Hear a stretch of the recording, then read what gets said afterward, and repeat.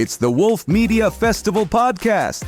Today's guests from the award-winning podcast, Interfleet Broadcasting, hosts New York Pete and Tipsy Toaster. And now, here's your hosts, Richard Wilmore and Jacqueline Wolfhart. Hi, everybody. Welcome to the Wolf Media Festival podcast. This episode's going to be a wild, fun ride as we have two guests here with us today. First, we have, they'll be speaking together, of course, Peter, aka New York Pete. He's an award-winning author, filmmaker, producer, historical consultant for the 1912 to the 1913 historical period as a subject matter expert. He's a producer, co-host, co-director, co-writer, and co-founder, a man of many, many hats of the Interfleet Broadcasting, as well as his co-host, Chris Moore, who's also a filmmaker, a writer, an editor, and a director that co-founded and co-hosts Interfleet Broadcasting, which is part of their live, which makes me nervous. Anybody who's listened to this long enough knows that I get very nervous at the live streaming, vlogging as a division of part of the Tipsy Toaster Productions. Please, everybody, welcome Chris and Pete. Guys, thank you so much for coming on today. I'm so excited to just dive into everything you've been up to. Up top, there's Peter, and down below we have Chris. Hi, how are you guys? Doing great. Yes, doing great. So just wanted to quickly thank Wolf Media for the recognition and the award and the chance to put our podcast out there, a video streaming show, Interfleet Broadcasting. And thank you for that. Just kind of make sure that we cover that. And we, Chris and I, we've been doing the video streaming / podcasting. You keep saying podcast, but what is it now? Is it vidcast? it is. Is it podcast? Is it? It's all of it, man. It's all of it. Yeah. Call it vidcast. Vidcast. Vidcast. How about vidcast? Vidcast. There we go. That sounds good. It's a vidcast. You guys are similar to us in that aspect that you do video. But you guys are crazy because you do live streaming, and I would never touch that. I flubber too much. I'm stumbling over myself. My brain is like 14 questions at once, so I would never. You guys are so brave, but I love it. And you guys do long episodes, which about 2 hours. We didn't start out that way though. No. Yes. I didn't go too far back, but I've listened to a bunch of your newer stuff. Maybe, you guys do Thursdays, right? And I feel like I've listened to the last 4 or 5 months worth of stuff. Wow. And, so cool. You guys do long, which I am a fan of long. I know some people are just I want to get to it, move on to the next thing that I'm getting to. Me, I'm like, tell me more. So I love it. But you guys are also kind of eclectic in the type of guests that you have, like us as well. You guys even have some of the cooler things. You've had makeup artists. You guys have all sorts of behind the scenes stuff. We usually just have the front faces. This is maybe a mean question, but who has been your favorite guest that you would have never expected to be such a great guest? Oh boy. Wow. Oh, that's a loaded question. Stumper. Yeah. I got, I'm going to start out with this. I got one. So we started our whole thing, we started, and this came out of an idea, and that's something that I always like to push, is the concept of the theme and finding your niche and who your target audience is. Doing what you love. Yeah, you're doing what you love. Don't do this if you don't kind of have some of that in the back of your head, right? Don't think, I'm just going to start. Why would you even record just anything? Have a little bit of a focus. So if you're a fan of this, think of that. Maybe you can work that out. Chris and I, we met on a committee that was putting together it was like an ultimate get together, an ultimate reunion for a TV show from 1978 that Chris and I grew up with, called Battlestar Galactica, and the original. And so this committee was involved in sponsoring and putting panels together and doing all this stuff. And it just so happened the pandemic hit, and the whole thing got canceled. While we were down there is when. Yeah, you were down there. I was ready to go, and I canceled my trip, right? And you got down there. You had to fly back home, and then we went into lockdown. Chris I drove. Remember? Yeah, you drove. Oof. I drove from Virginia to Texas, which is to go to nuts. And we, so Chris was like, Chris floated this idea, right? So Chris came up with the idea, and then I went along, kicking and screaming, and that was, let's do a live show. Let's do a vidcast, right? And I was like, listen, I did radio for a year. Let's do a podcast strictly, just the sound, right? We'll do a radio show. And Chris was like, no, we're not. But again, it came out of the concept of, we're fans of this one particular show, and we grew up with, this great TV that doesn't exist anymore, the TV shows and movies and all that stuff from the 70s and 80s. But again, particularly this one sci-fi show, and that brought us together. And, we do it live, and we've learned so many things. Doing it live is a test in and of itself. We started out with like a 15-minute, and then it became a 20-minute, show. And then we morphed into, a 2-hour. 1 year. Yeah. After a year. An hour. When did we switch it to? I don't remember. It's been so long. And then we did a marathon. Remember the marathon? 6 and 12. Yeah. So you guys did like an all day, just kept going, guest after guest, or how was this marathon? Yes. Wow. Yeah. So we had fans come on. So as back to the original question where Pete was talking about our one of the people that really first came on, we searched out, and we thought we had hit it big because we got a certain individual come on, and this individual is Terrence McDonald, and nobody knows who pretty much he is, but I would say it was one of our favorite guests. The video was horrible. The audio was horrible. It was one of our very first big time guests, but it cemented, I believe, in us the importance to get the backstory. Terrence McDonald is a writer for a couple of the episodes of Battlestar Galactica. He's also an Emmy Award winner for Jeopardy. He actually scripts Jeopardy. What? That's the first thing. I was like, I didn't know Jeopardy was scripted, but evidently it is. I had no idea. So we got him on, and we got to talking. It was about a good 40-minute show, and it's still on our page back in the back there. And we found out all sorts of good information about Battlestar Galactica, things we've always asked questions like, what is a mushy? What was it made out of? And that's like the green. I don't know if you're familiar with it. I might be talking. Of course, yes. Okay. Yeah, it's the snack that they snack eat in the out of, Battlestar. So what's in a mushy? What's everything else? And we got to talking to him. And one of the important things that we always do in our show is we like to recognize the people behind this. We've gone to conventions, we've talked to the actors, and most of the actors, every single time you talk to them, they'll tell you the exact same story every single time. They'll tell you, hey, the fans know more about it than I do. And then you've got some actors that were fans. Richard Hatch, I've met him and talked to him for a while, and he was a fan so much that he created more stuff for Battlestar Galactica. He was a champion for Battlestar Galactica. And then other ones were just like, hey, it was a job. I'm not going to mention names because I don't want to call anybody out, but a lot of them I've met is just like, it was just like, hey, it put food on the table. So they're not really fans. When you talk to an actor or sometimes the director or whatever else, their concentration wasn't really in the story. Yeah. Their concentration is really into making money, which is okay. Nothing wrong with that. Yeah, there's nothing wrong with that.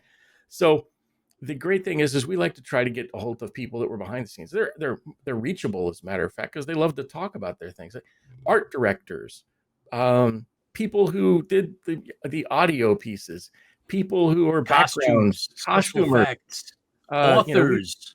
We do all of the people who create the story. Authors are one of the writers and authors are the most important people because they're the ones that take the story and put it on paper. Yep. And that paper becomes a script. And then that script goes to somebody who says, hey, that would make a great movie. Yeah. And then that all builds. All those people are all pushed by one person or a couple of people. And that's the writer. So we love to talk to authors and writers and those kind of things. But we love our original Battlestar Galactica, and I've been talking too much. I'm going to leave it over to Pete now. But No, Donald was our biggest, one of favorite one, because it was one of our very first big hits. And he was gracious enough to do this. You know, we were able to get him without, you know, having to go through agents in Hollywood. And and don't get us wrong, we love, you know, we still talk to some of the stars. You know, the actors and stuff. We love getting them on as well. But some of them, you know, their passion lies somewhere else. Their passion is, or typically might be in the acting, right? That's their career. That's what they, you know, we want to know more about just one small slice of one of their careers. And you know, I mean, they may not be fans of a particular genre, but they know how to, you know, delve into it. They were very successful in it, but you know, maybe they're into, you know, I don't know, whatever their thing is.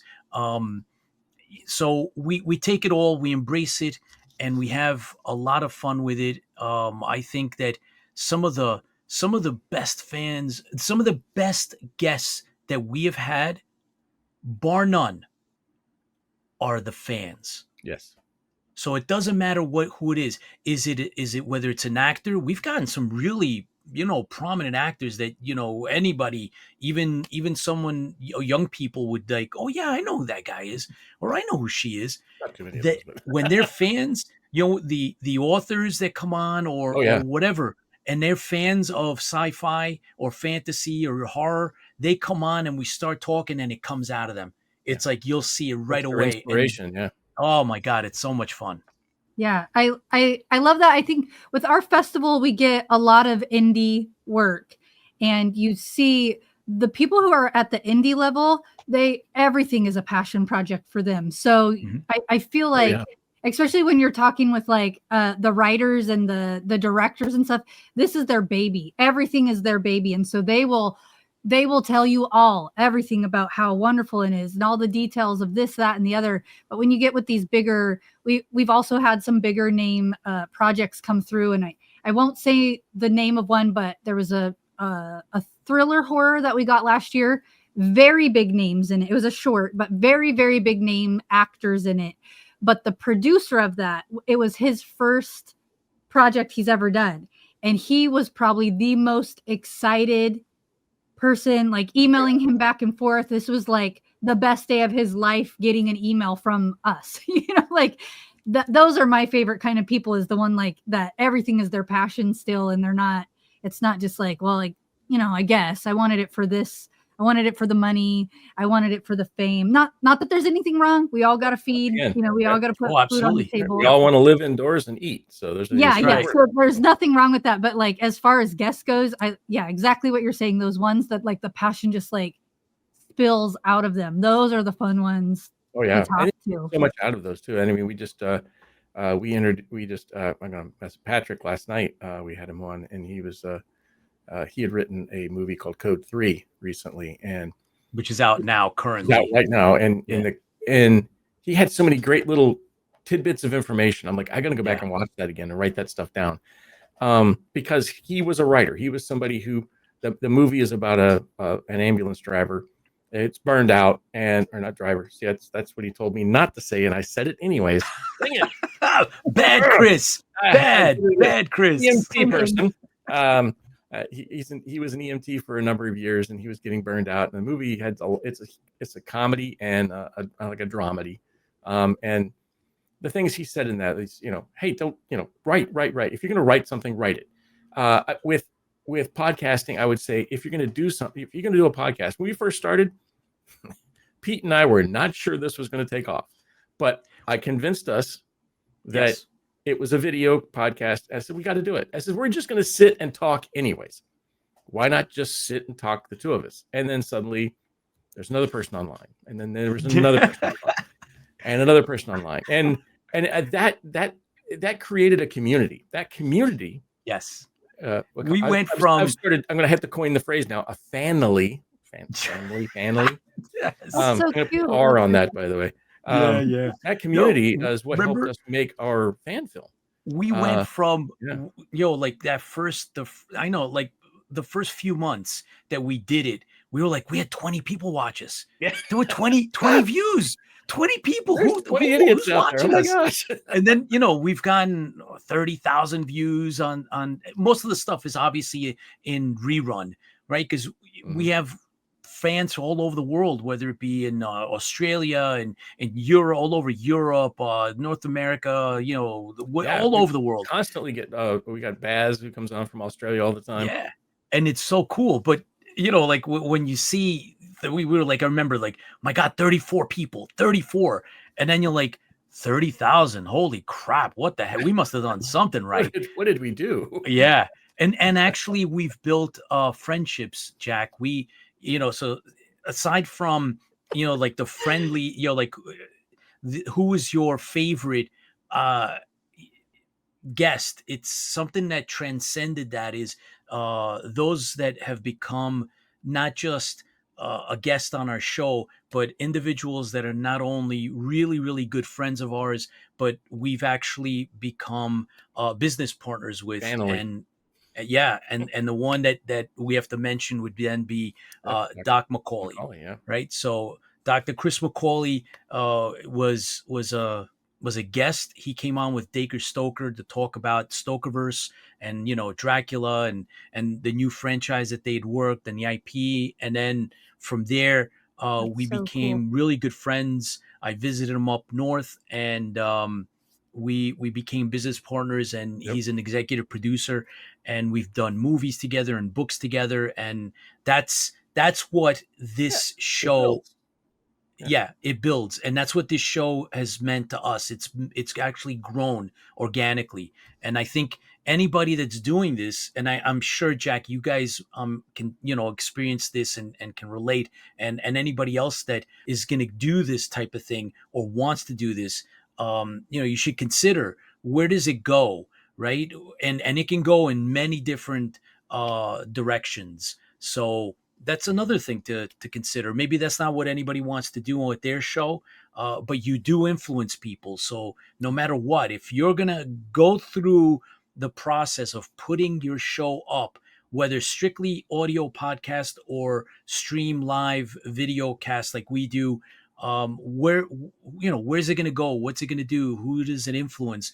And we've met fans that have become really close to us when we go to conventions, because we cover conventions too, and we hang out, we take pictures with them, and we've made movies with them, and it's just a one heck of a journey. 6 years later and over 300 shows later, here we are talking about it, and it's kind of cool. I don't think we don't get. Yeah, we've always done a lot of interviews, but nobody ever interviews us. Yeah, not so much. We've done a few. I'm okay with that, but we've done a few, but not. This is kind of unique. If I was too. to say something in regards to, like I said, do your passion. If you're going to do a podcast, video cast, I'm sure you've all heard this before. Do your passion. Don't do something you don't like to do, because you're going to talk yourself out of it. As soon as you start doing a show on, I don't know, knitting, and maybe you're not a knitting person, maybe you're a crochet person, and you're like, okay, well, I'm going to do a show on knitting. Knitting looks like it's on fire out there right now, right? So maybe I want to do a show on knitting instead of crocheting, but I don't like knitting. But if no, and that will show. Do the crochet. Crochet. Sorry, that will show inside of your podcast, your video cast. Yeah.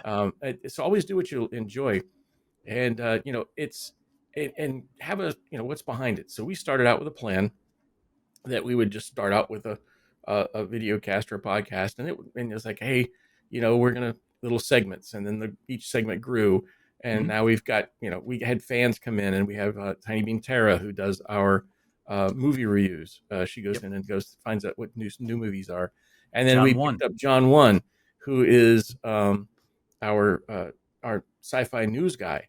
And then we picked up Persani, who is now convention. She does our convention talk. Yeah, and then we Bert Oliver Bowler does our battle briefs. So it became a family. I mean, who else we got? I don't want to leave Star anybody Wars. out. We do our Star Wars 501 Empire City Garrison. Chris Fian comes on, and he'll do our Star Wars update, and then we have Brand that comes on and does the Star Trek updates. And so we have a whole team that actually. And then we picked up one of the actors from Battlestar Galactica. Yep. Jack Stauffer. Jack Stauffer. And as like Yeah. Jack, we just reached out to Jack, and Jack was like, hey, I figured, hey, we're just going to get an interview with this guy. Nope. No, he's now a once a month person. He was one of the stars of the show. So cool, man. And it's the ultimate. He comes on once a month. And the great thing about Jack is he doesn't talk just about this. We've already burned out the Battlestar stuff. I mean, that's great. Yeah. But Jack can talk for hours on what actually Hollywood was like in the 1970s and some of the other shows that he was on. And the direction of the theater. Direction of theater and everything else. Yeah. That's that piece right there. That's like a master class when you listen to this person. Oh yeah. He can tell you about, what's it like to direct and everything else. And I'm over here taking notes. Well, don't forget. Pete's talking because I'm always the guy in the background. Don't forget. We also have, Glenn Eric Larson. Yep. Glenn Eric Larson. Every year we do a celebration, and we've got a couple of people that we've, some of the stars that are on there, and they are those stars are really true fans.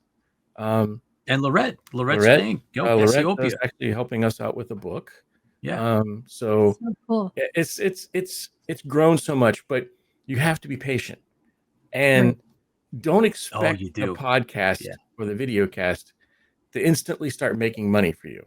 That's another thing. Yeah, you're not going to make money in this organization easily. You can, but it's a lot more work than we're willing to do. We already have so much more work to do. We talk to the people, so we branched out into the other things to make the money and that kind of thing. But really, the passion is really, between Pete and I, best friends for quite a few years now, and then we've met up and we've done all sorts of things, gone to cons and things like that we didn't even know each other. We met each other online. Yep. So and cool. we both live far away from each other. Not far away. We live hours away from each other right now. So yeah. So you guys only see each other when you go to conventions, or do you guys hang out other times too? Pretty much conventions. Sometimes we'll do other things. I'll drive up to once New York in a while. Or I'll drive to New York. You'll drive down. Yeah, not that. Yeah, so I mean, we're New York City, and then Virginia. So it's kind of, there's a challenge, but we do get we see each other, a few 5 or 6 times a year, easy. Yeah. So what is your guys'? So I used to be a hardcore convention nerd. I was at them all. I used to be a model, and I would get booked at a lot of them. Oh, wow. And so signing stuff, and then kind of more and more famous people started getting. And so I'm not famous. So I was like getting pushed out. So it's been years since I've done that. But once that was happening, I was still going to them, whether I was booked at them or not, because I love that so much. It was like such a big part of my life, and not so much now because I live like Orlando's the closest where the big conventions are. MegaCon was here recently. Sure. Yeah, MegaCon was here. Yep, we have a spooky horror convention. They do twice a year here, and that one's coming up in a couple weeks. Actually, I think the week that this will air, I will probably be there. But what is your guys' favorite convention that you go to? Oh, wow. That's an easy button. Oh boy. My first convention was back in 1977. Wow. And so I've been going to a lot of conventions. However, mine were almost exclusively East Coast. And then later on, I started to venture out and started going out to some of the other ones, because in New York City, you have a choice of conventions. Everybody knows New York Comic Con, but there was the Big Apple Con and a lot of other ones that unfortunately have gone away. Chris, we've been to Knoxville, Tennessee. We've been to Awesome Con. We've been to Denver, right? Yep. We've been to California. We've done a bunch, man. I'm trying to, off the top of my head, we've done non-sports card, been to Philly, we've been to Pittsburgh, outside for SteelCon. We've done a lot of conventions. I guess one of my LA Comic Con last year. Let's see. I don't know, what do you think? Awesome Con. What else? Which one do you think favorite of all the conventions? Do you know which one mine is? I've been going since 2016. It was Dragon Con. Yeah, I was gonna say that is one of my favorite. It is so people don't even know how huge that convention Yep. is. Oh, It is multiple It's one of the hotels. It's one of the It's so few big. fan-run conventions. yeah. Yeah, It's This is not a you- corporate event. This they is need a to make it fan-run longer because there is not enough time. They do it. to do it all. It's like a week long usually, right? Yep. Well, yeah, it starts. It's supposed to start on. It's supposed to start on Thursday and go to Monday, but Wednesday is the new Thursday. Is what the saying is. I think it needs to be like 2 weeks long if you're really going to try to go check out all the things. Oh yeah, you're not going to get to everything. Yeah, you know what? There, you're not going to do it. I'm going to throw one in. I'm going to throw one in. WonderCon only because we haven't been able to get the San Diego Comic-Con yet. We're working on that. That's on the bucket list. But with the WonderCon, and I thought to get there. I thought it was good. It was a lot of fun. And, it's one of those outdoor, partially outdoor conventions. It reminds you of a little bit of Dragon Con. It's obviously not as big, but it's pretty laid back. Everybody has a good time. The venue is big enough to hold, whatever size presentations and panels and the like. I don't know. I really enjoyed it. I had a really, really good time. Some of the other ones, not worth mentioning. Unfortunately, they're not around. Some of the other really, really good ones. And then some of them become a little too corporate. And then that takes away from, that feel that, you want to go to. Then, there's like Dragon Con elicits a feel, you go there and you're with your people and then there's the tracks. So you can just focus on your tracks. You go there and you're at home. Right. So it's cool. You got a specific way to go. So yeah, you just like military sci-fi, and that's the Battlestar Galactica track and everything else. Yeah. They have stuff that's all the way through the convention. But there's so many other tracks. There's the Star Trek track. There's the Star Wars track. There's the Doctor Who track. There's all of the tracks. There's a digital media track. Yeah, there is. That's right. For people like us. I think most of the ones I've been to recently. It has been, we're getting older, and some of the shows. I mean, I take my my daughter, who's older than most. She's not like a kid anymore. I take my daughter and her husband, and we go to Dragon Con or whatever else, and it's like that. I'm like, I don't know who that is. What cosplay is that one? Oh, that's Usanaka. From the Umpty Squat Dingleberry. I'm like, what? I don't know any of that. It's Sailor Moon, man. Come on. The joke between us is I always say that's Sailor Moon. And she's like, that's not Sailor Moon. All right, so but it's like there's not there's some conventions out there that they're made for the older folks, but I think the anime has taken over a lot of the conventions, and I think a lot of the conventions, and this is a personal opinion, of course. I think a lot of the conventions concentrate on the younger crews, the younger people, because they think that's the more popular piece. I don't think they realize that the younger people have less money sometimes, so that the older people want to go there and spend money on cool stuff, but there's no stuff for the older people. But I think Dragon Con has a good balance in regards to stuff, meaning activities that are driven towards the older and shows. We go and when it comes cover down to, when it comes down to Yeah. trinkets and stuff like that, you're not going to find anything. Chiller Theater Expo. I don't know, Jack, if you ever been to that in New Jersey, is awesome. Yeah, that like it focuses a lot on the, the older TV personalities, the older movies and stuff and the cult stuff. And so that's a really good one I've been going to. It's really a lot of fun. Yeah. Yeah. I think Dragon Con is also, although I haven't been to even Dragon Con in years, is one where I feel like they haven't, a lot of conventions are also like celebrity focused, more on they just want you to buy the photo op with the celebrity, and they so stack them with celebrities, and there's not too many events. I think the celebrity panels are fun, but if there's like a lot of the celebrities aren't even there doing panels anymore. You go and it's like 500 celebrities. Yeah. And then local vendors, and you're like, this is the convention. Yeah. I feel like Dragon Con really separate. I mean, they have that portion there, but it's really separate from the 9 million other things you can do. And I love that so much about Dragon Con. Agreed. I don't know if you guys have ever been to Emerald City in Seattle. We have Not talked yet. about it. It was on the list. It's It's again, I haven't been in Emerald City years and Comic-Con, years, CCC. but it used to be one of my favorites, but I don't know anymore because I haven't been to too many, but it used to be. All right. Well, they need to start sending you to these. Yeah, I know I should start. I really should. I got to go for coverage, you know?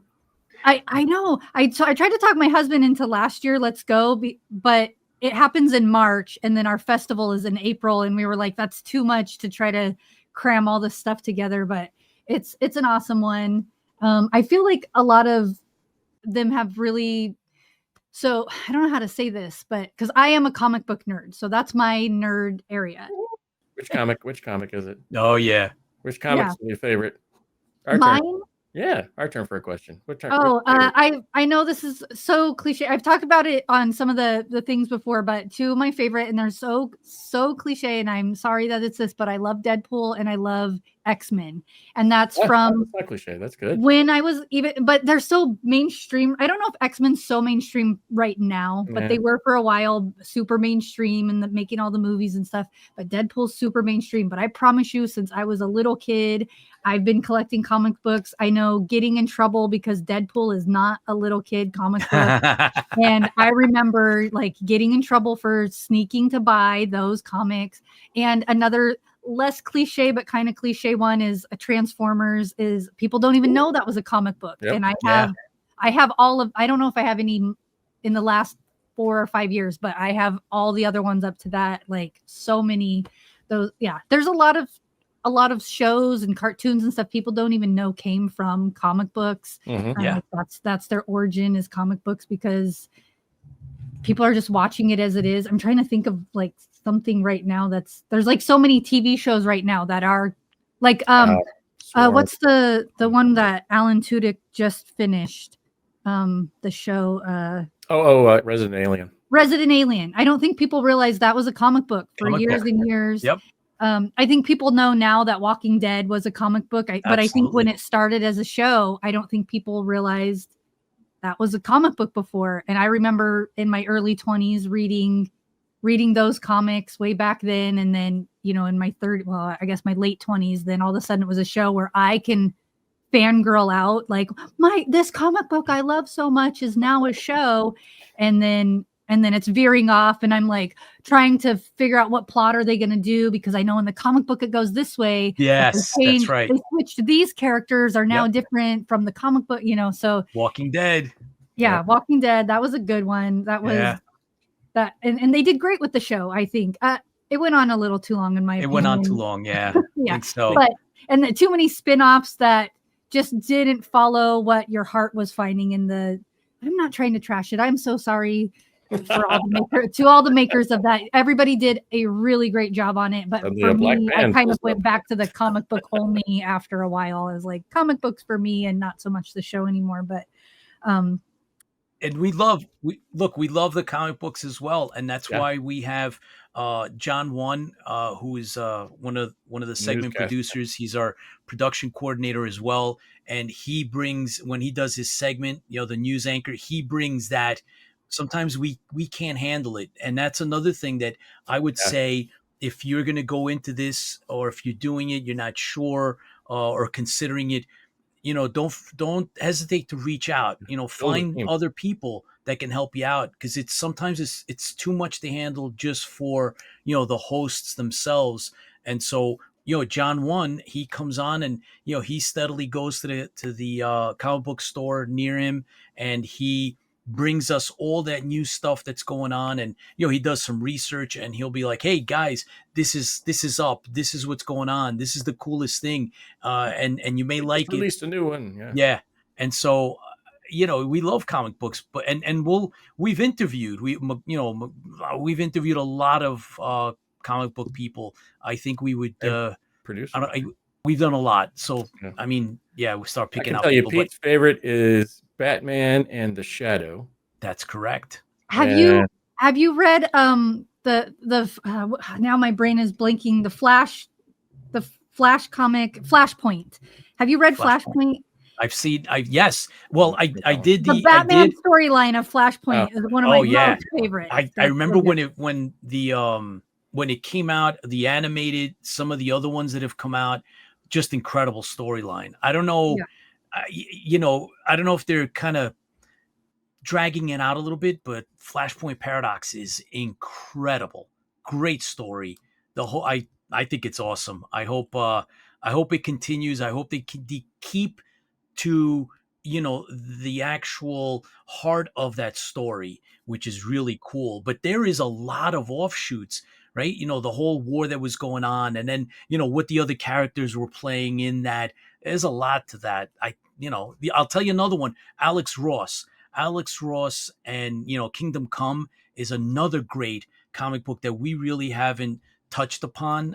Maybe it's a good time to do that. There was a documentary just came out. So we try to mix it up as much as we can. We really love that stuff as well. Especially, that's what we grew up with.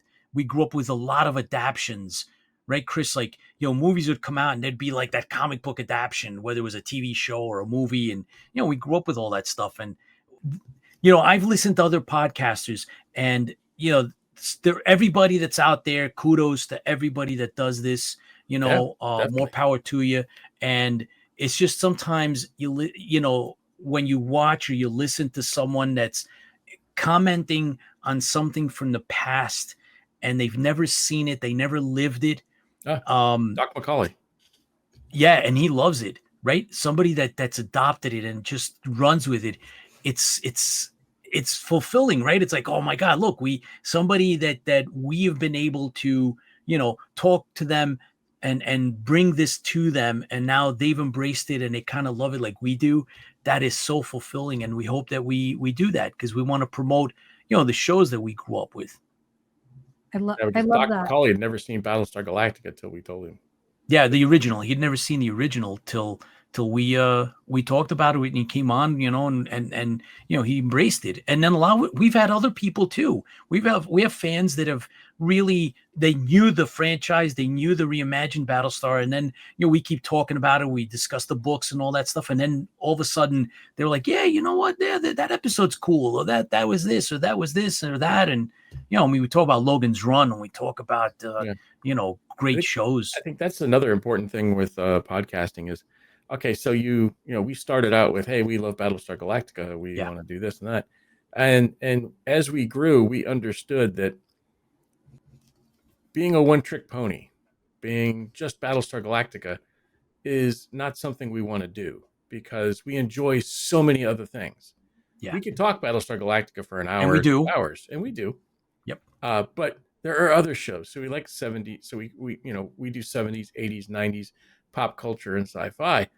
But we talk about the new stuff. We bring in actors from the new things. We bring in writers, and they don't have to be sci-fi writers. We bring in just people who are writing, and we ask the questions. We kind of do a master class in regards to that. We came to the point where we weren't going to just do one channel. That's kind of what we started out with.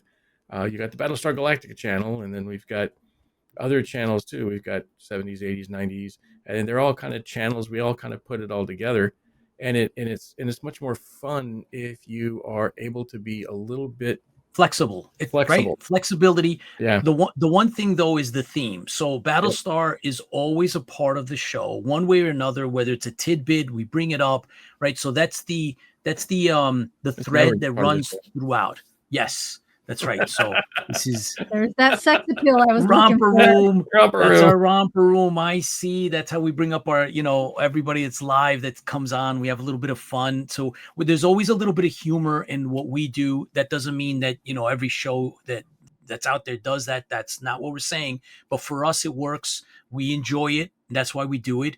And so Battlestar is a thread throughout our foundation, and it's always there, but that doesn't mean that we don't build on it.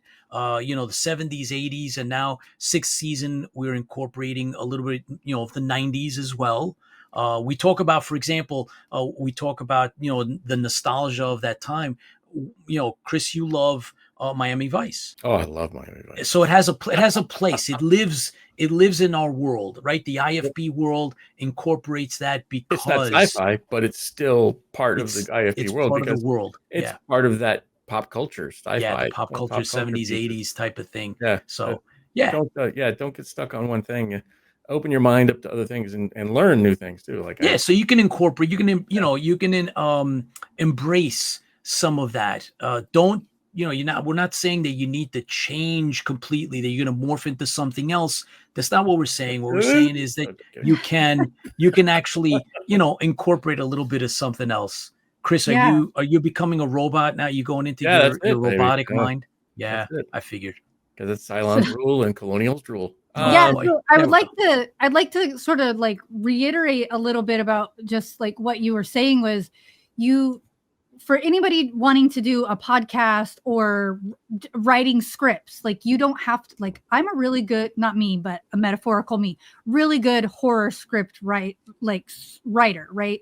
It doesn't mean I always have to only write horror scripts, but I'm still following my passion of like storytelling and creating these characters and these worlds and things. So it's okay to branch out. And that's kind of what you guys are doing with your podcast, and encourage other people to do this as well. Is you found your niche, the thing you're so passionate about, and how can you grow without changing that? You guys haven't gotten rid of you haven't gotten rid of your theme, but you've definitely grown a single fan.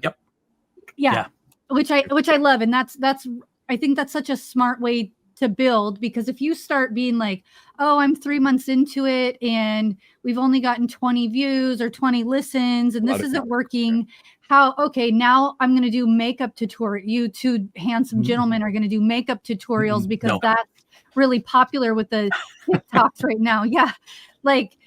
I mean, I actually think it would be so fun to watch you guys do that, but that's not going to be your passion. That's like a good fun, a good fun one-off to do a TikTok makeup tutorial of you guys, right? But that's not going to be the thing that people are going to get over it really quickly, because that's not who you guys are that I know of. Not that I know of anyway. No, you're right. I thought totally agree. It's definitely all right. So we do, like I mentioned, a little bit of the funny thing. So one of them was we opened collectible cards that are 40 years old, right? They're from the original Battlestar Galactica. We bought, sealed. So they had the gum in them. And did you eat it? Well, yes, Tipsy Toaster, Chris, he ate it online live. I know what a museum tastes like now. It was so funny, right? But it wasn't something that we're going to do like every week. We did that. It was part of, collecting. And what was it like being a kid and opening up those wax packs and things like that. And, so we did that. It was a lot of fun. But there's other shows that are dedicated to collecting cards.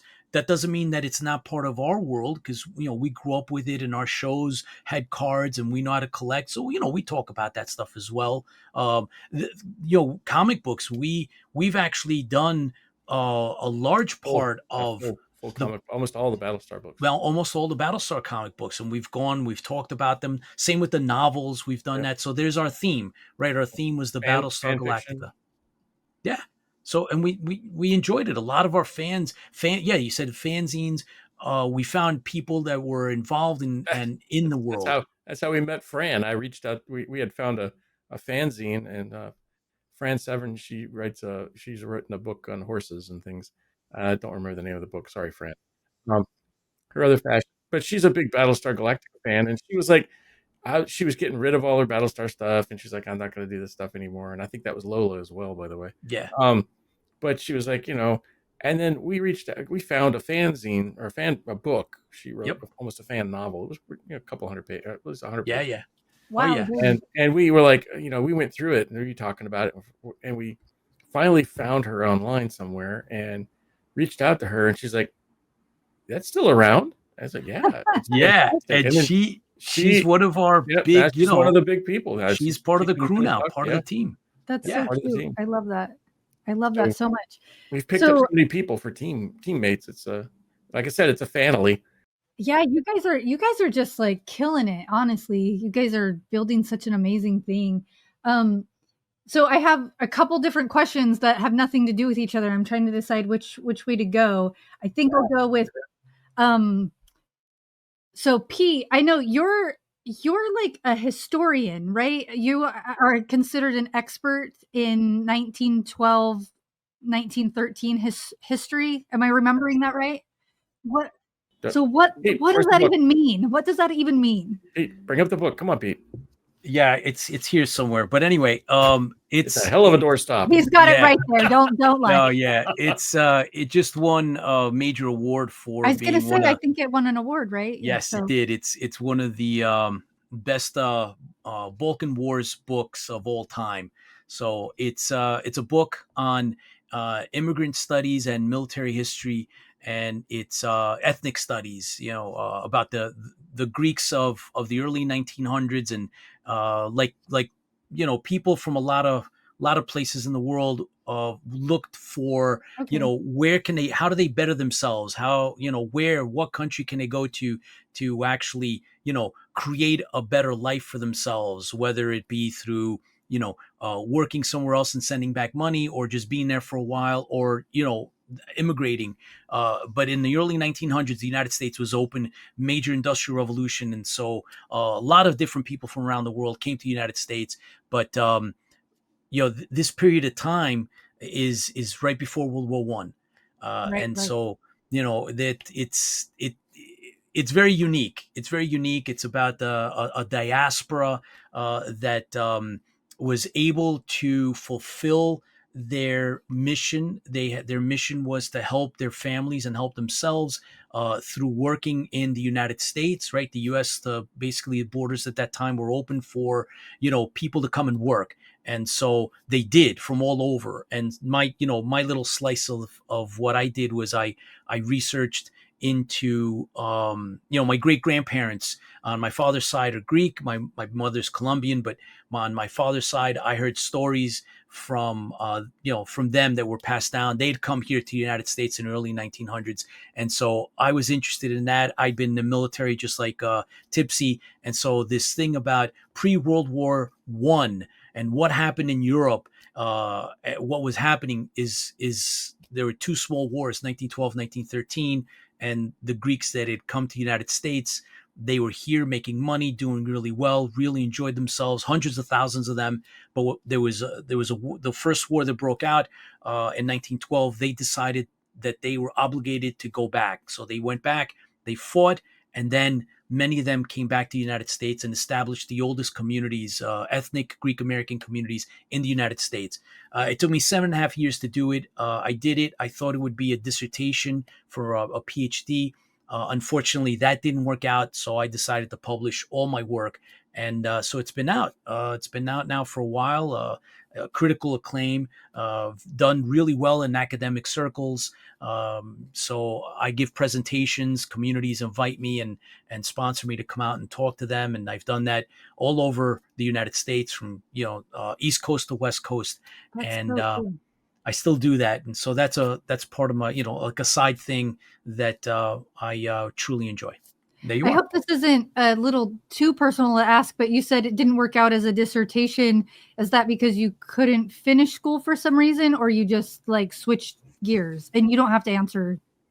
No, I was looking for a school that a university that would be interested, and basically what I was told is that at the time immigrant studies were not at the top of the list, that it had come and gone, that it was a passing thing. Like immigrant studies were really hot back, like in the 80s it was a thing, and once the 2000s came, there were other areas of study that were, it's not trendy like it is now, right? I was gonna say right now it's Yeah. super trendy. Yes, it is. But at the time when I was, like 10, 13, about 30, I'd say 13 years ago, when I was going to, the heads of the departments of various universities, these, older gentlemen, older women that have been in academia for 30 years or more,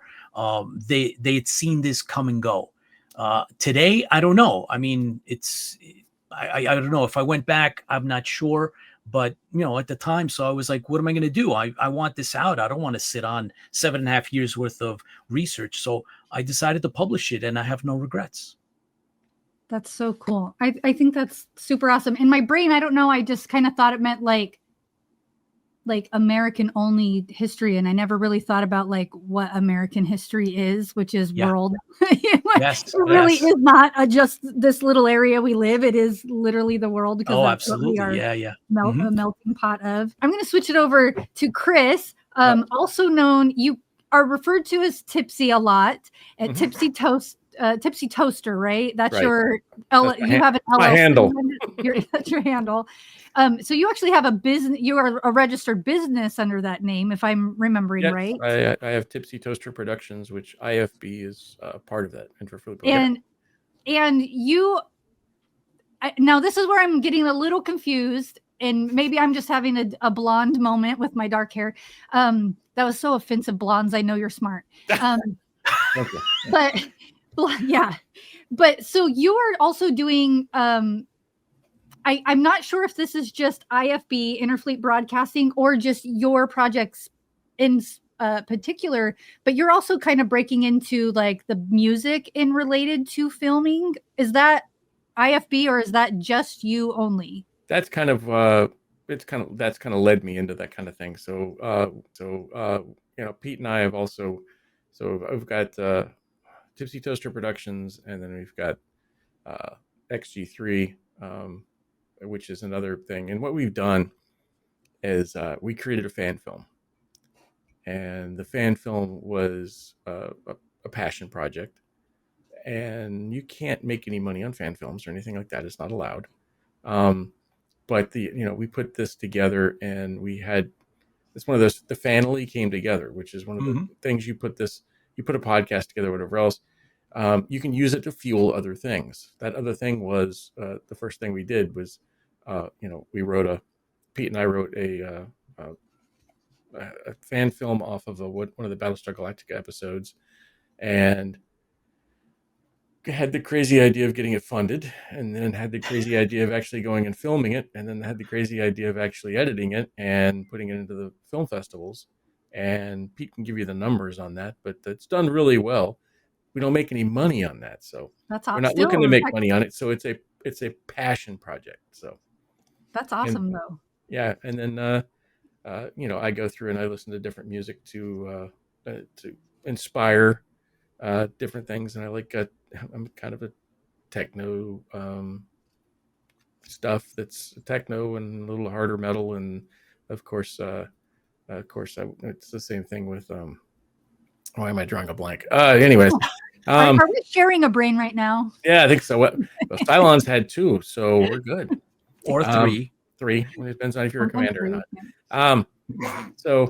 It came up with it's something that we just throw out to the fans once a week now, and it's just the music that inspires me to think. What's your favorite song? The lo-fi and things like that. Oh, I have all sorts of favorites. No, give us the one. The one. Give us the one, or else. The one. The Humans. Yeah, the Humans.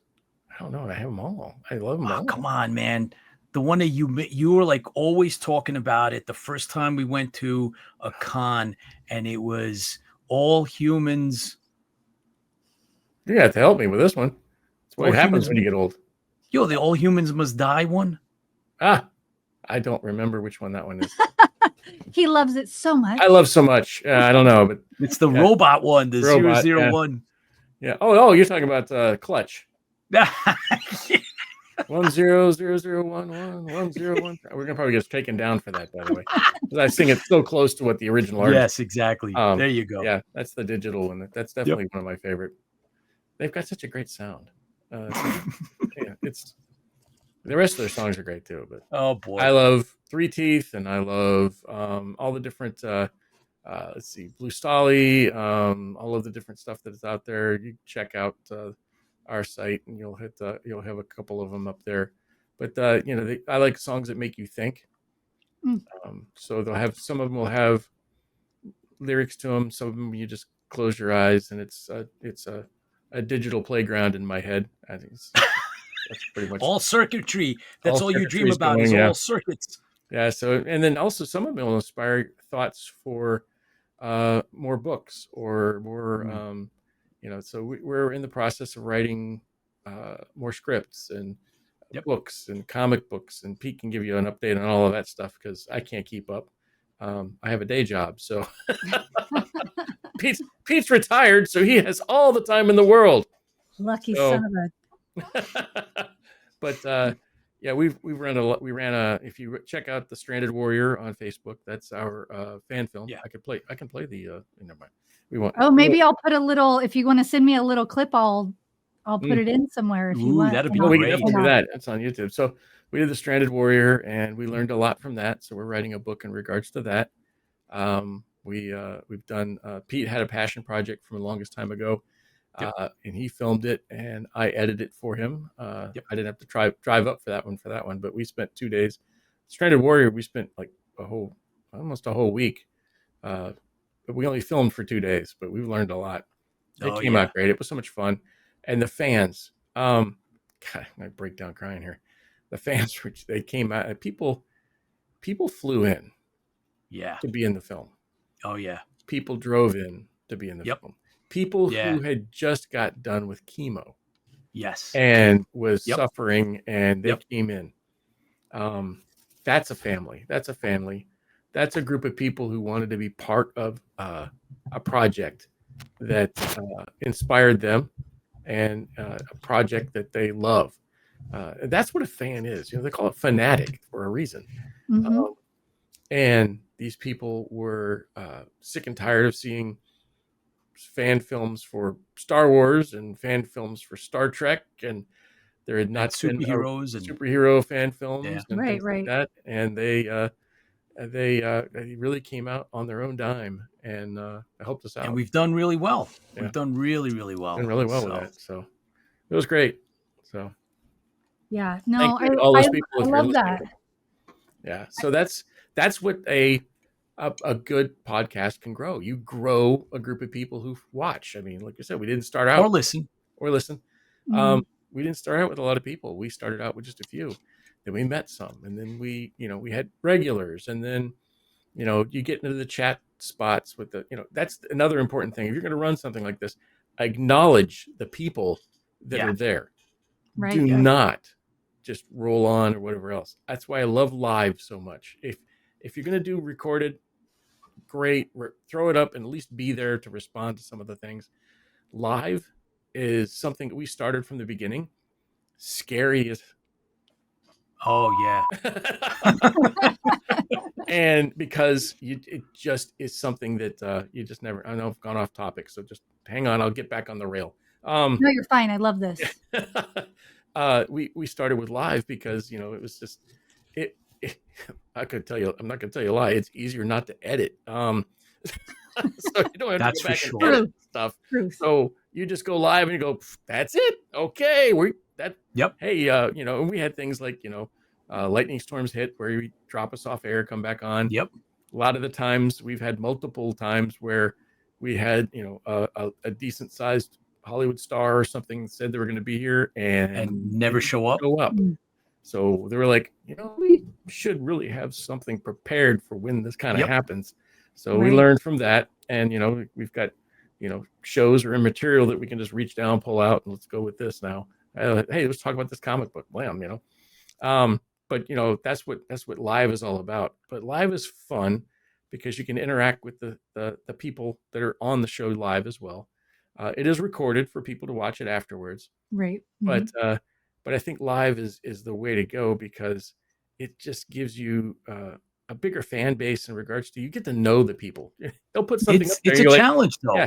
It's a challenge. It's a challenge. We have friends that have their own shows that they've tried live. We've inspired them to do the live, and they can't. They find it to be too much. They're so used to being able to edit, live to tape, and then if they need to reshoot something, and they found it not to their liking, and that's okay, right? Everybody has their own way, and this is not something that works. Live doesn't work for everyone. Live, right? Live to tape is one thing, but live, that's a challenge. We did, when we did, when I did radio, it was live, and you have to know how to roll. You get somebody that shows up late, or doesn't show up, like we said, or somebody's had a bad day, or they don't know what to say. You find that they're at a loss for words. You got to try to help them out. So there's a major challenges with doing a live broadcast, whether it's a video cast or just even radio, audio. Yep. Yeah, it's definitely a challenge, but it exists. It's out there. Don't be afraid to try it out. Maybe it becomes what you like doing.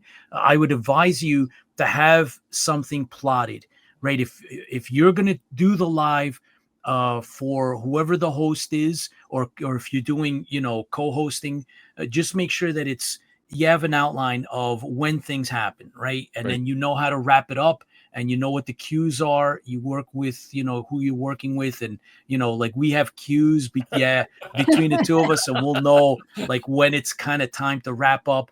And so I know we've made it work. It's not something that'll come natural to, I don't think, anyone per se, but it's out there and exists. Some of us do it, many of us don't, but live is our thing. And if you don't like editing, this is the way to go. I actually find editing is so much fun for me, but sometimes it's also I love the time consuming. Yep. And especially, I don't know if I'm sure you guys filmed a film. So editing, did you edit your film yourself? Or Yep. Yeah. Yeah, and if there's like when the audio doesn't line up with the lips, I've talked about this before, and you are trying so hard to get the audio to move. Like if you had two separate tracks, of audio and video, and then you could spend like 4 days trying to make the word look, and you're just like, turn your head so I don't have to line up words anymore. And like, can you just be walking away or something? Yep. But sometimes it's so like I blabber a lot, so I am more than happy to just go clip all my parts out, and now I sound so much more professional and like I know what I'm doing because I got rid of all that ramble jamble. But we did our festival in April. We did live in front of an audience. We did a couple interviews live, and we were not prepared for we had microphone issues like no other. And that was all. We were video recording, audio recording, and they're on YouTube. And it's still like one of the most embarrassing edits for me, because even after doing all the light editing and audio editing, it still sounds like we're in I don't know, like a cement truck as it's rolling the cement or something. And the facility told us that they're like, we have the mic input for you, and it was only to one microphone. So even though I had 5 microphones at one point, there was 2 celebrity guests and all 3 of us, so I had 5 microphones for us. Only one of them was working because the input was for only one microphone. Submixer, so that was, I'm like so embarrassed, when I'm like, these are professionals. They do this stuff every day, and here I am looking like a something. That happens. That surely happens. But you learn from it, and you're like, I'm never going to have that happen again. I'm going to learn exactly what went wrong. Yeah. You're going to try for sure. But then next time you just don't know what's going to happen, and you have to kind of like learn to let it roll off your back and not be that big of a deal. Like we had an audience. We need to still put on a show for an audience. Absolutely. And, so we just kept going. We did a couple live ones. I think they were all fun for the audience. But anybody looking on YouTube, I'm sure they're like, this sounds like garbage. I'm done watching in like 30 seconds, That's one of the things we live by is you can have bad video. But you cannot have bad audio. Yes. You got to have the audio is king. You will get them turned off in a heartbeat. People will go somewhere else if the audio is bad. We've had our fair share of audio problems with echoes and things like that. Oh, absolutely. When we first started up, and it's like, what are we going to do? Like, we're not going to keep that one. That one's, the entire show was just an echo. So. Garbage, yeah. I usually, if it's bad audio, I usually only put it on YouTube. But if it's good audio, then I will still put it on all platforms that I can. But yeah, if it's audio, bad audio, I'll just be like, oh, you're just the YouTube only. And hopefully we get 5 minutes of watch, something, just a little something. What do you guys edit with, if you don't mind me asking? Premiere Pro, Mocha, a couple of other, just about everything that you can think of. Well, started dabbling in some AI stuff now that it's kind for of editing. Yeah, for just creating certain things, and then now editing has come out with Underlord. Playing around with that a little bit off Descript. Oh, I don't know. I haven't. Descript, throw me some money on that, would you? Descript and Underlord is pretty interesting when you just technically you can pretty much give it a PDF and tell it what you want it to do, and it will pretty much do it for you. It will create how much does that cost? Videos and things like that. It's I can't remember off the top of my head, but if you get an annual subscription, I think it's in the $200 range for annual or something. But that's it. Once again, it's but then you're like, I need more credits. Yeah. But I still think like my Premiere Pro, like I just have a Premiere or a Adobe Premiere subscription. Pro has AI stuff in it now too, so it's just amazing. Yeah. Oh, I haven't used. I haven't seen any of the AI stuff yet. Oh yeah, you can. Okay, now we're going into an editing podcast. Hi there. People want to know. Welcome to the editing podcast. So yeah, you've got a lot of things you can do with AI inside of Premiere Pro for extending the. If you don't have enough frames, you can actually extend the framing, so you can it'll actually look at the frame and give you extra frames, so you have transition stuff is always a problem because crap, we stopped it right here, we don't have enough, we didn't have a roll in front or back, so now I need to but you can actually add to that. And then of course then Photoshop has got all of the things inside of that, in which you can take that into, actually you can take Premiere into Photoshop, believe it or not, or video into Photoshop, which I've been using Premiere Pro for at least probably almost 3 years now, and I did not know any of. I just used the same 5 things, techniques over and over. So I didn't know any of this. Cut, move. That's pretty much it. Plus, plus the audio piece now. You can actually use you're having audio lineup problems. It'll automatically line up your audio with the things now. That's my biggest frustration. Yeah, you can actually, if you got a couple of audio tracks, you just say line this one up with this one, and it does it.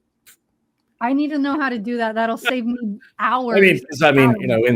In the Stranded Warrior, our movie, it was, you have off-camera audio, you have on-camera audio, and then of course you had the clapper board, and you lined all that stuff up. Now it just listens for the clap, and it says, okay, there's the clap, and blam, it just lines it all up. That is so cool. So fast. And it's before you listen for the clap, you made a point on the clap, and then you moved it back and lined it up with the other clap, and then hopefully you remembered to keep it with the video and not just take it off the video. Then you're like, crap, now the video doesn't match up. Right. So. Yeah. But so we use StreamYard for people who don't know what we record on. This is StreamYard, and I have the hardest time. So I always download each of us individually, and then I download us also as a whole. And my audio never lines up with anybody, like even myself in the whole. So I have my individual audio and my group audio. My audio is always the one that never lines up. And I don't know if that's because I'm the source but it's really frustrating. Yeah, it's probably just the master. We use vMix, which is an amazing platform. I'm taking notes for me right now. So if we're for video, a lot of people use OBS. OBS is free. It's decent. I really like vMix because it has the ability to add triggers and things like that. So for instance, if I push a button here, I'm on vMix now, as a matter of fact. But if I push a button in vMix and I say I transfer my video over to my guest, it will turn their microphone on. I don't have to go and click a button to turn their microphone on. Or it'll pop up, it'll switch over to the guest. It'll make the lower third pop across for so many seconds, and then the lower third goes away after that. I'm not having to trigger any of that on my own. I can just click awesome. I just do it one time. And then, of course, the ability to pull in video and audio and, actual videos in here. So, for instance, if I wanted to go with this, I could do that. Does that There's work? that sex appeal again. There we go. That's what I was wanting. Yeah. So we've got, we can have fun with that, and we can put just about anything in there. I've got actually I have our trailer, but You just what what did you do? Because I think did what you just cut the host off? What did you do?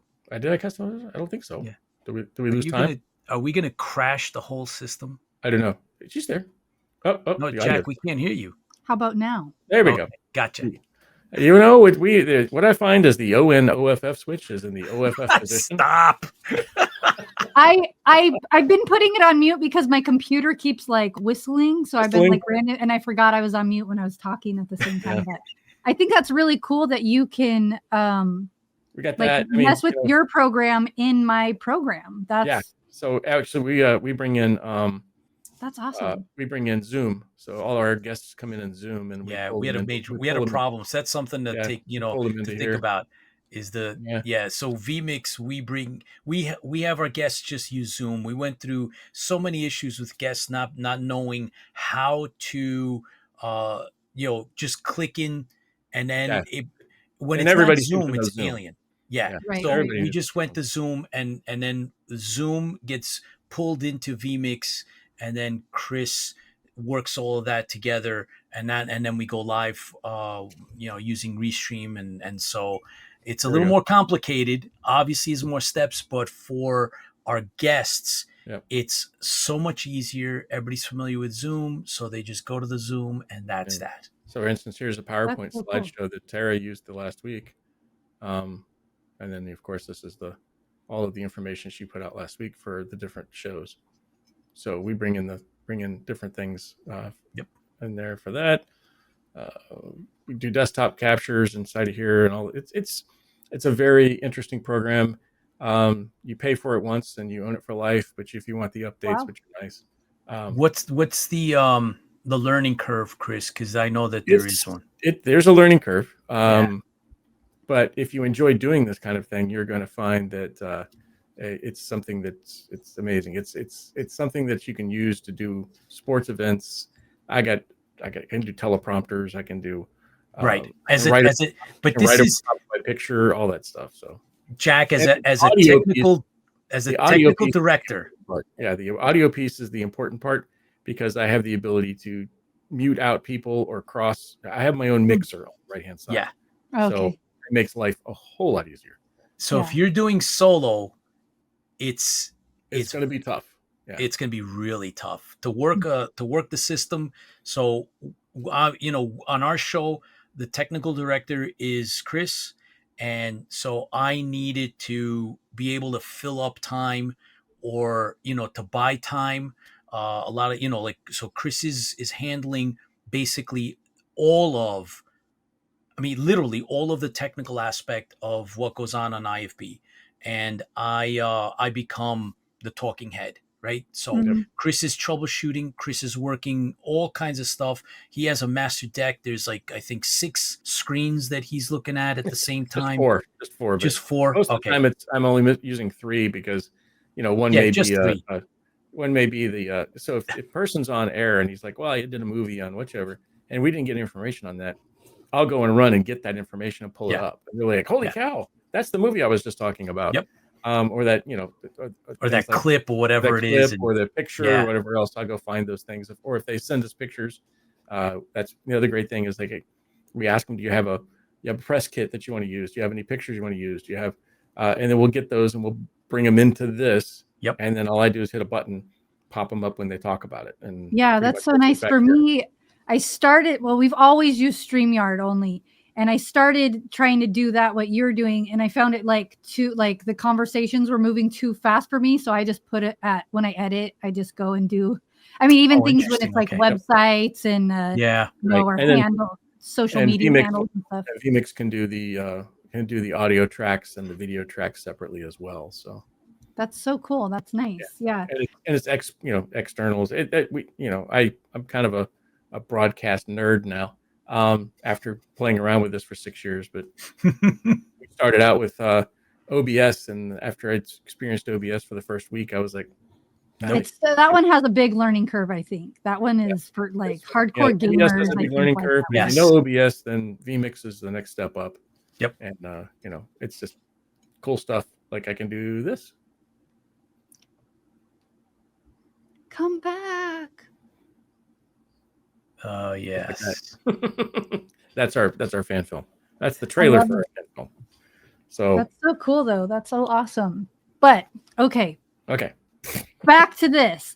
I'm actually going to let you guys go. No, I'm probably going to keep all that in because I don't know. Like, I really like learning all this stuff. So hopefully, like everybody who's still sticking around, they stuck around because they want to learn that stuff too. But I'm going to go ahead and end us. Before I end us, though, is there any social medias that people can follow you guys on, or how can they find each of you to reach you if they want to listen to your show, find out more about you? Where can people go?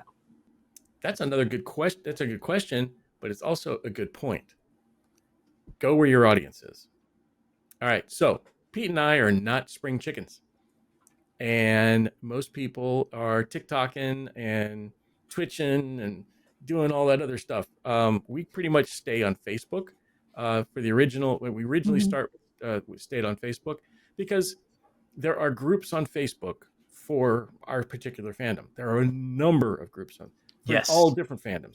So we have an audience there. So you reach out to the audience, say, hey, we're doing just to let you know, we're interviewing RoboJocks. What was his name? He just passed recently. Anyway, so we'll go to RoboJocks and say, hey, look, we're going to have this person on. That brings more people into your show that may never seen it before, but hey, you're going to do, the star from Road. I wish I could remember his name. It's killing me. He was also on Alien Nation. Right. However, and we have our regular fact checker. Too bad he's not on right now. I could really use him right now. So I'll ask a question like that, and Rob Baum is our unofficial fact checker, and he'll pop up that's this. So we mainly are on Facebook. So Facebook, find us, Facebook and YouTube. Pretty much the two. We've kind of gone over to YouTube because Facebook has started, because we do live shows. Facebook has started deleting any live programs. Oh yeah, I forgot about that. That's frustrating. Yeah. So we had to go in. Pete had to go in. Thank you, Pete. We've adapted this whole thing of because our fan base is on Facebook, right, or Meta, but Facebook, we use Facebook as our main platform. We will simultaneously then broadcast on YouTube, right? So both of those. So if anybody wants to. If they want to find us, right, IFB, Interfleet Broadcasting on Facebook. You can also find the Tipsy Toaster on Facebook. You'll find the Stranded Warrior, the Tower Protocol, XG3 Films. All of that is on Facebook. IFB, though, is Facebook and YouTube. And so if you guys want to tune in, we'd love to have you. You'll find our archive is on YouTube. 300 shows. For the last 6 seasons is there. And Chris, we're live every week. Every Thursday at 8 o'clock. So that's us. We always have a great time. And every Thursday, even if it's Thanksgiving, we'll still do something. We'll put something up. Yeah. Something up. Even on the holidays. That's another thing I would say for another gem that I've always been told and I always stick with is pick a day, stick with it. Don't jump around. Do you guys ever do pre-recorded to cover potential like holidays or anything, or is it always live? Pretty much do all live. I think we did our first we just did our first replay this year after the Battlestar Galactica our premiere date. Premiere date. So every year we do our premiere date, which is also the first airing of Battlestar Galactica. So that's the first time we started our show. So we salute to Battlestar Galactica.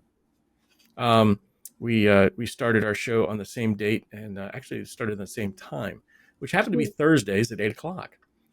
So we put it on Thursdays at 8 o'clock. We set it there, and we've never changed it since. And I think that's when you do it when you can do it. So another thing is I talked to Pete and said, "What days are available for you?" And I said, "Well, we can do this day or that day," and we've always scheduled that day for us. And that way, we're never bouncing around. So it's like, hey, this week we're going to be on Monday, or this week we're going to be on Thursday, or this week we're going to be on Tuesday. because some of your audience may not be able to come on specific days. Now, granted, there may be some audience that's not going to be able to come on Thursdays at 8:00 for a live show, But they'll watch us but on they'll watch rerun. it later. But Right. you will get a group, you'll get a family, a group of people that are always there because you're always there on the same date and time, and you're on the same day and time, not date, same day and time. And you're always there. It becomes a group of family get together. It's, Baz is in his workshop working on the Viper. Now he's done with his Viper, by the way. But we get people from all over the country, and they know when it's coming on. Of course, granted, the YouTube thing or the Facebook thing tells you it's coming on, but these people are always there. And it's like, when it's now got to the point where somebody doesn't show up, Lola doesn't show up for a week, we're finding out what's up with Lola. We're actually, we reach out to Lola and say, hey, everything's okay. You feeling okay? Because Lola's no spring chicken like us. That's so sweet. So we have a group that we keep together, and it's a fantastic feeling. It's like having a con. It's like going to a con every week. Wish. Because you can talk That's with those the people. dream. Granted, we're not talking this way, but we're talking on texting, and we'll get into a texting information thing. That's a great idea. Hey, we'll chat it up. But yeah, that's important. And once again, like I said before, if someone writes something in there, recognize it. Don't blow it off, because they spent the time to come to your show. Yes. They spent the time to type something in there. Mm-hmm. Therefore, you need to take the time to recognize that. Yep. If you don't recognize that, you're going to lose that person. And you ought to lose that person because you don't care about them. If you're there for just you, you're in the wrong platform. That's correct. Don't be there just for you. You guys are so sweet. I love that. I love that so much. I will put as much links as I can and find of yours. I will put them all in the show notes.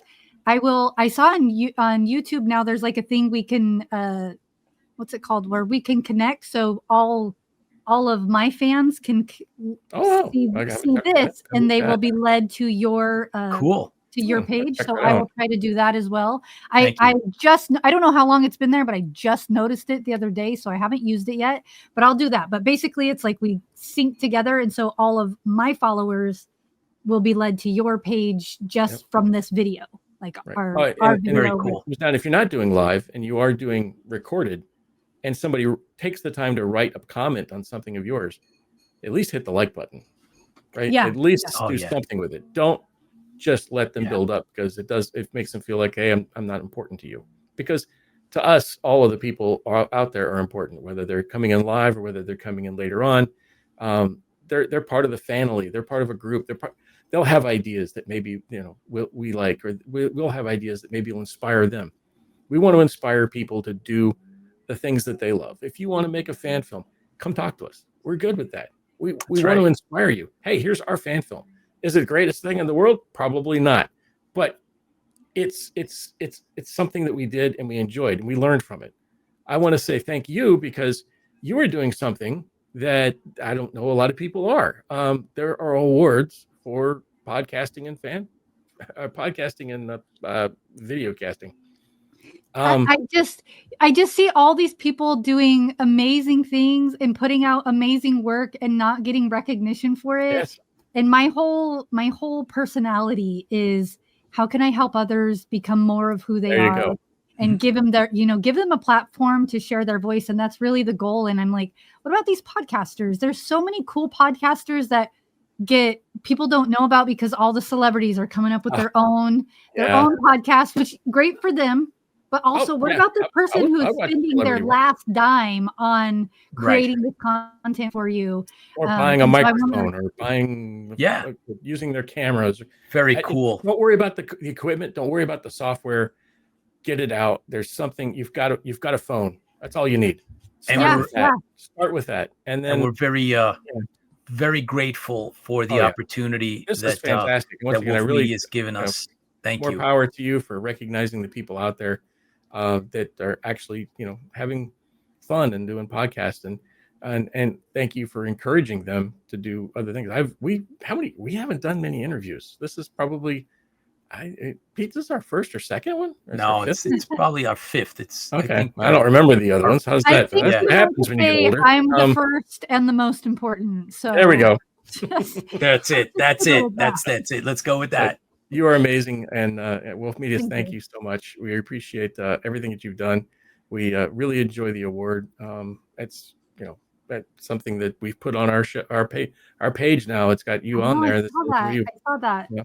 So, and it's fun to say, if you do get a chance to compete in these awards, it's fun to say that if you do win, you are an award-winning podcast. You are an award-winning podcast, and you guys are such a great podcast. So I hope our fans who don't already know who you are, I hope that they come check you guys out. You guys have a lot of really good information on what our particular audience is for. You might have a specific niche on how you're getting that information, but you just talked about like how many directors you guys talk to, writers you talk to, actors, makeup artists, behind the scenes people, and that's what our audience wants. So you guys fit that niche while covering your own niche. So I hope that we lead lots of new people to you. Keep doing what you're doing. It is so great. I love it. You guys are also like, I'm always worried this is going to sound offensive, but I don't mean it that way. But you guys are so adorable. So I also enjoy, I don't mean that negative. I promise it. I just want to hug you. Yeah. Darn it. Gosh, darn it. Sorry, taken already. Oh, well. But you guys make me feel like anytime I've listened, I do feel like I'm your friend. And this is, for people who don't know, this is my first time talking to them, a couple emails back and forth, but nothing major. And this is my first time talking to you guys, but I feel like we're friends from listening to you and from stalking you guys. Researching. I'm researching. My bad. You said researching wrong. I spelled it wrong in my vocabulary. Yeah, no, you guys really give off that vibe of like, you're happy to be doing this. And so I hope that our listeners do go to you because you guys have lots of good advice, good guests for giving advice for what our fans are looking for. So thank you so much for coming on today. This was so fun for me. Really, truly was so fun for me. I'm not ready to be done talking to you guys, but I'm going to say goodbye for now. And thank you everybody for listening. Yep. Fans feel the fleet. We always sign off with fans feel the fleet. Wolf Media Festival Podcast with Kyle Hollingsworth, Richard Wilmore, and Jacqueline Wolfhart. Produced and edited by me. I'm Jacqueline Wolfhart. Don't forget to check out the links in the description to find ways you can connect with our guests. Thanks for checking us out today and tuning in every week wherever you get your podcasts.